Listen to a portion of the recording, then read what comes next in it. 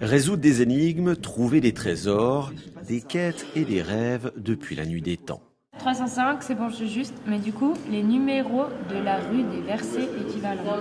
Pouvoir ouvrir la porte de lieux normalement fermés au public, jouer, interagir avec l'histoire, c'est le concept lancé par une jeune créatrice il y a 5 ans dans plusieurs communes valaisannes. La particularité, c'est de découvrir des monuments, d'être immergé dans de l'historique, mais sans que ce soit pesant, parce que c'est scénarisé, on est en groupe, c'est interactif, on est dans la résolution de problèmes, de faire que les personnes ressortent de cette expérience avec les yeux qui brillent et puis certains acquis, clairement, en termes de connaissances historiques, culturelles, culture générale. Premier défi relevé par la créatrice, convaincre les autorités, obtenir les autorisations pour entrer dans ces bâtiments historiques en assurant la sécurité des lieux, un concept clé en main soutenu par les offices de tourisme. Cet escape game, c'est du pain béni pour mettre en avant le patrimoine d'une ville comme Montaix. Le jeu a lieu surtout à l'extérieur et dans des monuments qui sont habituellement peu visités et pas ouverts au public. Les gens, ils jouent le jeu et puis ils sont respectueux de ces monuments. Pour améliorer l'expérience de jeu sans abîmer ce patrimoine, Emmanuel sélectionne dans des brocantes de vrais objets d'époque qui vont passer dans les mains expertes de Marcel Bétrizet, des EC transformés, bardés d'électronique. Elle est curieuse et ce qu'elle ne connaît pas l'intéresse. C'est quelqu'un qui aime les problèmes. Ouais. Elle aime les problèmes? Ouais, elle aime les problèmes, oui. Sinon elle ne viendrait pas chez moi.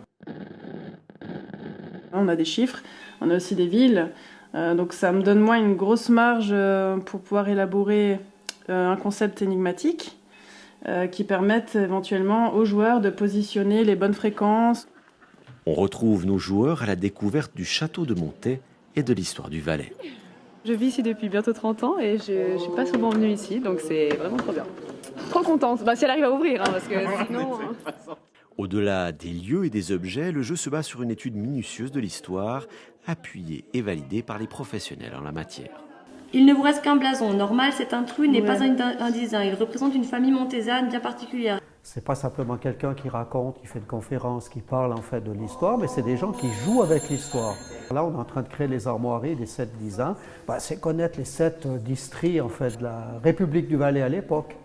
Mais si je vous oblige en fait à les replacer juste sur le drapeau et à les connaître exactement quelles sont ces parties du canton qui formaient les 7 designs, c'est autre chose.